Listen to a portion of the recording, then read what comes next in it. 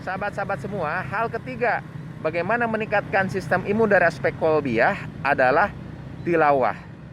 Banyak sekali riset di sini yang telah dilakukan di berbagai belahan dunia yang mengatakan dan membuktikan bahwa ternyata tilawah itu sangat berperan pada aspek hati ataupun aspek pikiran ataupun bahkan daya ingat. Ada sebuah riset yang menentukan yang membandingkan dua.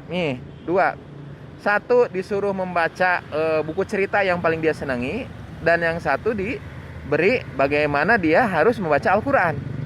Ternyata setelah dilakukan membaca itu ya selama 2 jam, terjadi tingkat ketenangan yang lebih tinggi pada orang-orang yang membaca Al-Quran. Kemudian juga Al-Quran ternyata berpengaruh, baik orangnya ngerti ataupun tidak. Penelitian yang bagus dilakukan di ICU ya oleh para perawat. Ternyata hasilnya apa coba? Bagi mereka yang diperdengarkan murotal Al-Quran pada orang-orang yang tidak sadar, ternyata bisa meningkatkan perbaikan tanda-tanda vital. Dan banyak lagi penelitian-penelitian yang lain. Penelitian yang mungkin yang pernah saya ungkapkan adalah ternyata dengan banyaknya mendengarkan Al-Quran bisa meningkatkan kadar gelombang alfa yang ada di dalam otak. Dimana gelombang itu kalau meningkatkan artinya terjadi ketenangan di dalam hati. Nah, aspek ketenangan ini sangat penting dalam meningkatkan sistem imunitas di dalam tubuh sahabat-sahabat semua. Kenapa? Karena aspek ketenangan ini bisa menurunkan pengeluaran hormon-hormon adrenalin, epinefrin, dan norepinefrin. Bahkan sekaligus meningkatkan hormon beta endorfin, oksitosin, dan dopamin.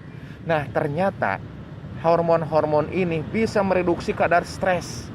Ketika kadar stres direduksi, maka yang disebut dengan HPA, hipotalamus pituitary axis, yang mempengaruhi terhadap penurunan sistem imunitas ini akan direduksi. Artinya sahabat-sahabat semua, baik secara langsung ataupun tidak langsung, ternyata dengan tilawah ini bisa meningkatkan sistem imunitas kita.